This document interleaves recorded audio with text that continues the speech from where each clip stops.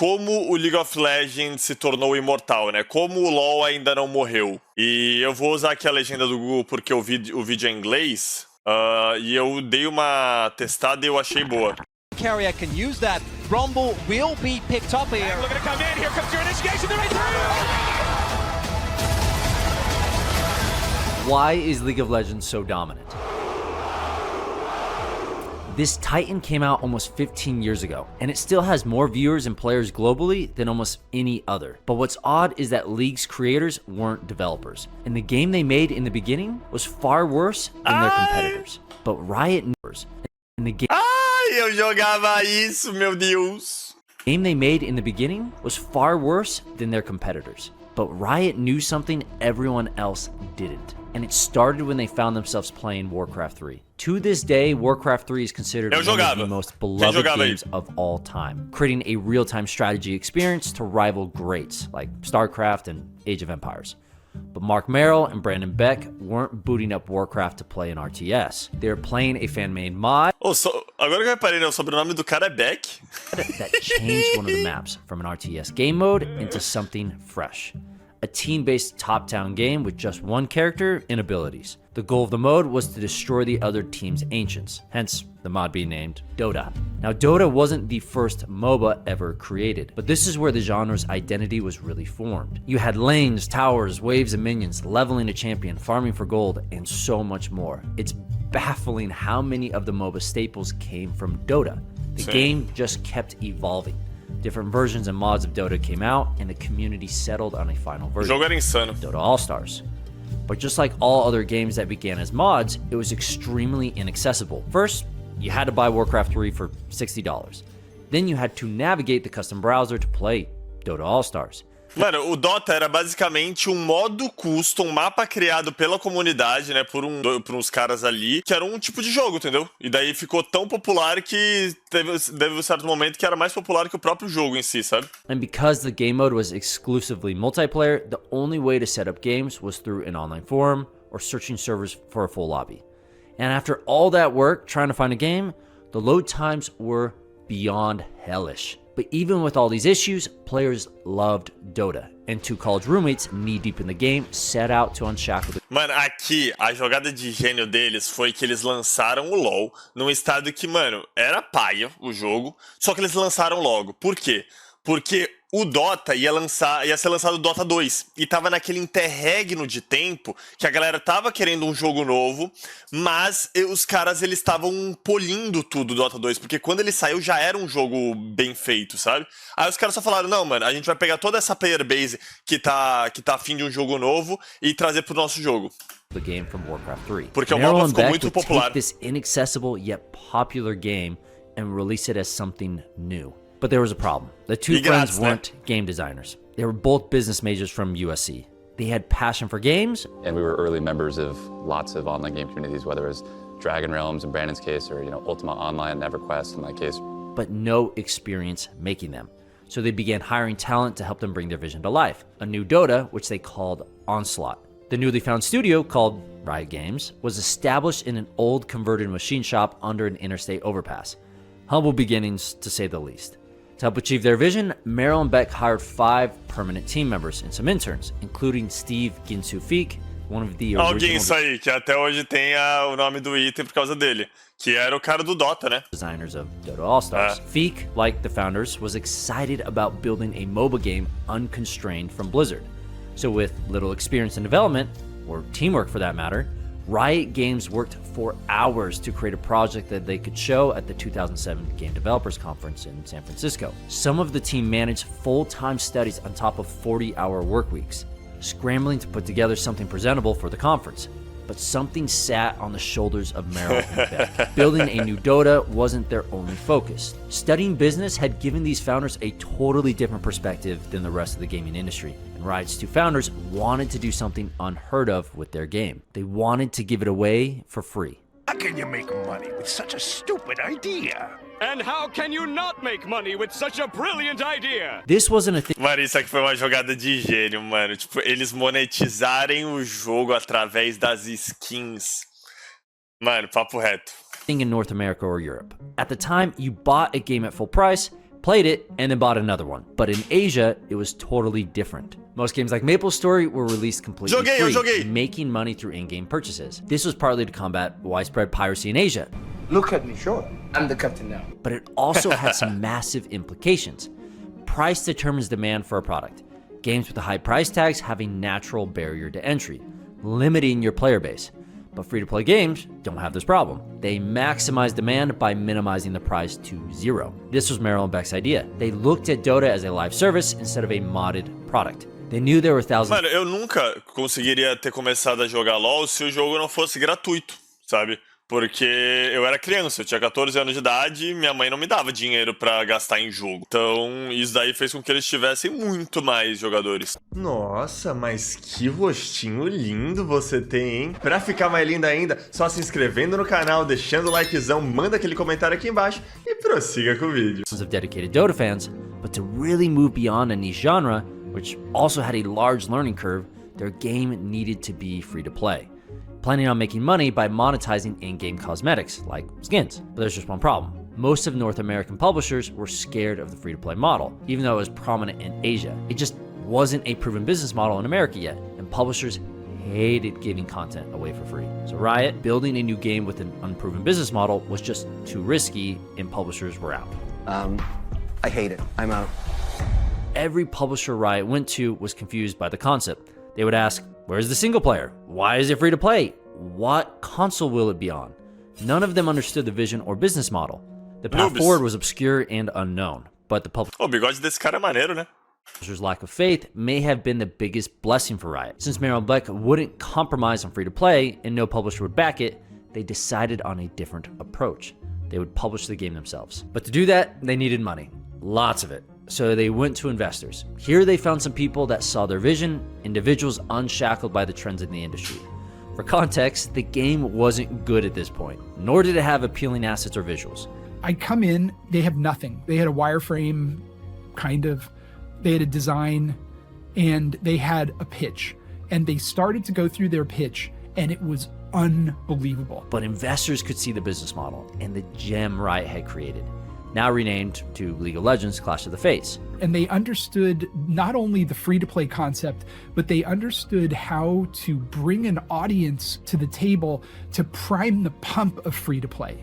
So Riot secured millions in funding, not because their game was good, but because of the business model. The threat of closing their doors was finally gone, but their challenge was far from over. Riot had a tough battle ahead, because another team was hard at work developing a competitor. S2 Games also saw the potential of MOBAs and were collaborating to create their very own standalone game called Heroes of Newerth. They had something não sabia que era do S2 o ROM. Riot didn't experience. Morreu and Beck knew they were in trouble. Não tinha um jogo que era deles, que tipo, eram uns patins, e você andava de patins e ia dando tiro numa arena 3v3? Ou eu tô viajando, guys? Heroes of Newerth had more polished art, animations, and VFX. Not to mention, Heroes of Newerth had some of the original people behind Dota, including the OG creator, IceFrog. Morreu and Beck were distraught. The legend. And it got even worse when both companies offered a free pre-release around the same time. Players compared Riot's MOBA with S2, and it couldn't be more obvious which looked better. Heroes of Newerth dwarfed League of Legends, immediately pulling in double the numbers. Well, hang on, you've just... No, I like it. Caraca, This não is sabia. brilliant. But I like this. Nothing was going Riot's way. Pior é que o ROM, ele era basicamente uma cópia do Dota, porque não era todo coloridinho, todo bonitinho, era tipo Dota mesmo, era uma parada mais realista ali, que a galera que jogava o jogo se acostumou mais rápido. And League appeared to be down and out. But then something happened that gave Riot hope. S2 announced that Heroes of Newerth would be full price game, $30 on release. Half the player base left immediately. Many MOBA fans in Southeast Asia couldn't afford a full-priced game. Why keep playing a game if you couldn't buy it? So many moved to Riot's free MOBA. New fans around the world poured in, many from Asia. Mano, imagina você ter sido o cara que tomou essa decisão, mano. É aí que separam os garotos dos homens. Asia, but also from the West, where players were eager to try this brand new game for free, a rare thing to see in the States. And when League of Legends officially launched as free-to-play, it exploded in popularity. Let's eat. No. In its first year, the game brought in over $1.3 million. The next year, $17 million. and 85 million the following. The game was skyrocketing. Merrill and Beck only expected around 20,000 players at best, but they were getting millions. League was very similar to Dota, but it wasn't the game that made it blow up. It was the model, and we can see that with their competition. Although Heroes of Newerth lost half their player base, they still decided to release a full-price title, believing like the rest of the Western publishers that free-to-play wouldn't work. This blunder widened the gap even more between these two MOBAs. And after a year of O Dota 2 também não lançou com preço, guys? Ou já foi gratuito direto? cluster sales, the studio behind Heroes of Newerth went free-to-play. But by this point, Aí, ó, virou free-to-play logo depois. 500,000 players had purchased the game, while League of Legends was sitting at over 32 million new players and counting. Which game do you think players stuck with? But even when Heroes of Newerth went free-to-play, it didn't seem like they truly understood the business model. Many heroes didn't have purchasable skins, not to mention the game had very few cosmetics, and they didn't seem concerned with adding more. Heroes of Newerth copied free-to-play, but they didn't understand the intricacies behind it, which would bring them problems for the rest of the game's lifespan. This goes to show that Riot had something special, and they understood what others didn't. They understood the model. And the free-to-play model allowed them to dominate the MOBA genre, even though their game launched worse in every single way. League was riding high, but dark clouds were on the horizon. Companies saw how well League of Legends was performing, and tons more MOBAs began popping up, all of them copying Riot's business model. Valve had bought the rights to Dota and released Dota 2 in 2012, and in 2010, Blizzard announced their own MOBA called Heroes of the Storm, which would release 5 years later. Ah, e esse jogo foi flopado, mano. Era um MOBA que tinha um sistema meio de, tipo, comunidade, assim, que, assim, você farmava, só que o gold que você farmava não ia pra você, ia pra todo o seu time. E daí não tinha individualismo nenhum, um cara não conseguia carregar a partida sozinho, tipo, todo mundo se frustrava, porque você precisava 100% sempre da melhor equipe pra ganhar, e daí ele acabou. Tipo, eles injetaram um monte de grana pro jogo dar certo, e no fim flopou, eles desistiram. There were plenty more, all adopting the same free-to-play model. But how do you survive against behemoths like Valve and Blizzard? The answer? Competition. Riot meticulously crafted the perfect competitive experience that kept players hooked. In mid-2010, Riot added Ranked, a competitive game mode where players could rise through the ranks between Bronze and Platinum. One of the first of its kind, especially in the MOBA genre. Riot had one goal: elevate the perception of the competitive experience. While there was a large casual audience for League, Riot was trying to capture people who had heaps of time to invest in the game. The Sweats. These were the players who would play League for hours, climbing the ladder and purchasing in-game cosmetics. Bro, you have thousands of games per season on this account. I do it for a You don't go anywhere. Riot had the most addictive gameplay loop, fueled by players who had that competitive urge. Thousands of hours were sunk into League, learning champions, item building. Mas lembra que qual boneco tinha acabado de sair quando você começou a jogar? Foi o Jarva ou o Nocturne? Foi um desses dois. Vocês lembram de vocês, guys? Quando vocês começaram a jogar, qual campeão tinha acabado de lançar? And niche interactions, making the cost of switching to another MOBA difficult. Off me, stream sniper! As long as League continued to scratch that competitive itch, players weren't going anywhere. So Riot kept players on the hook, consistently investing into a competitive side of the game. Every ranked season brought heroes and overhauls to game modes, using data to measure how players interacted with champions in the game. And these are not just the old players trying out to see if they like the new one. These are players like myself. Analyzing what was working and what didn't. They were eagerly listening to their audience, more so than any other developer. All of these changes and new content kept these dedicated fans around. They weren't always on the money, but what mattered was the commitment, which far surpassed any other developer of a competitive game at the time. Which brings us back to Riot's competition. S2 was struggling to keep Heroes of Newerth alive. The game had a much steeper learning curve, and very few heroes offered an easy experience for new players. Isso é importante. LoL é muito mais fácil de aprender do que qualquer outro MOBA. Ainda assim, hoje, o LoL ele sofre para ganhar novos jogadores porque o jogo é muito difícil em comparação à concorrência que hoje em dia é mais jogo de celular, que, pô, é muito fácil. Ou jogo de tiro, que é só você mirar na cabeça e atirar. Whereas in League, you have a collection of champions that offer an easy way to get into the game, like Annie, Master Yi, Garen, many more. Heroes of Newerth was nearly impossible to get into, even when it was free to play. And S2 wasn't the best at making it easier. Instead of making the game more appealing, the studio released another MOBA in 2015 called Strife. So already, their attention was spread thin. But what was worse was their dedication to maintaining a competitive environment. There was little done about toxic players, bugs, and broken heroes. Not to mention the UI and client remained untouched for years. Riot, however, with League as their only game, consistently improved the experience.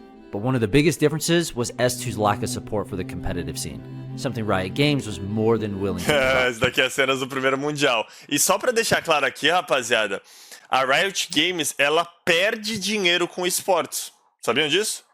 Quando ela vende aqueles ingressos baratíssimos, ou quando faz todos aqueles eventos megalomaníacos, bagulho bem grandão, bem legal, não é pra ganhar dinheiro. Quer dizer, no fim das contas é, mas aquilo ali eles estão queimando dinheiro. Só que ao longo prazo, é algo que mantém o business dele vivo para pessoas assistirem o jogo e quererem jogar o jogo. E fazer as jogadas que os pro players fazem e comprar as skins que os jogadores usam, entendeu? Tipo, é tudo um ecossistema no geral.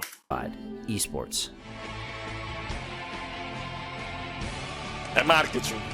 Exatamente. And they kicked everything off with DreamHack World Championship 2011. When Fnatic would take home the winning prize of $50,000, an unbelievable amount for the time. This would later become Worlds, the biggest annual esports event in the world.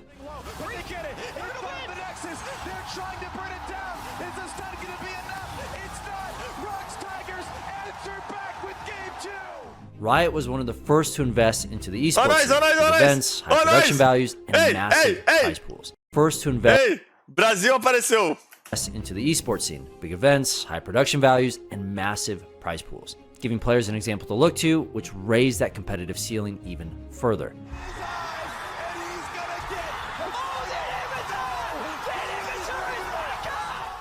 League of Legends esports became a juggernaut. Every finals pulled in millions of viewers, thanks to the rise of digital platforms like Twitch and YouTube. Seeing all of this as a Heroes of Newerth player, why would you stick around? And many didn't. League lent itself perfectly to the competitive scene, including streamers and content creators who would show off their incredible skill or something else entirely. Oh, come on! Are you kidding? You could find dedicated players for your favorite champions, and most of the time, you had a few choices. The more popular the game became online, the more people wanted to play it with friends, stream it, or watch it. Players were sharing their favorite highlights, either dunking on their friends or showing off some incredible moments in the ranked ladder. League became its own marketing engine, but on the other side of the ring, their old competitor fizzled out. Sadly, Heroes of Newerth closed their doors on June 20th, 2022. But all this begs the question, how is League of Legends still a juggernaut today? Every other competitive game began doing what Riot is doing, pushing the pro scene, attracting sponsors, and hosting huge events. While the action of these companies looks similar to League, Riot's goals are totally different. Today, League of Legends is still at the top of Twitch. And while other esports scenes like Overwatch are dying, Riot still has the biggest esport event in the world. So lembrando, rapaziada, esse ano que passou foi o ano de maiores números da Riot Games da história, de maiores números de qualquer evento de esports da história. Todos os recordes foram quebrados este ano que passou, tá ligado? Tipo, o LoL ele é maior do que nunca. E isso é insano, velho. Depois de tanto tempo, a gente já tinha gente que falava que o jogo tava morto a esse ponto. What is Riot doing differently? The answer? Lost leadership. This is where a company strategically loses money in one area in order to gain more profit. Aí, ó, ele tá explicando o que eu tô falando. For example, a grocery store might sell milk at a loss. Perde dinheiro no competitivo, mas ganha outro. Profit on all the other things you buy while you are there. It's common in retail, but can apply to all kinds of businesses, including video games. League esports scene is not profitable. In fact, it never has been. These events they put on do something important. They elevate the competitiveness around League of Legends, which compels players to buy more cosmetics. That's why League esports continues to be huge, while other scenes like the Overwatch League are shutting down. Blizzard was trying to grow profits in esports, while Riot was trying to grow profits in League of Legends. But it doesn't end there. Riot has applied this strategy all over the place, using lost leadership to generate buzz and raise brand awareness. Since 2014, Riot has worked with popular artists to create viral songs for Worlds each year.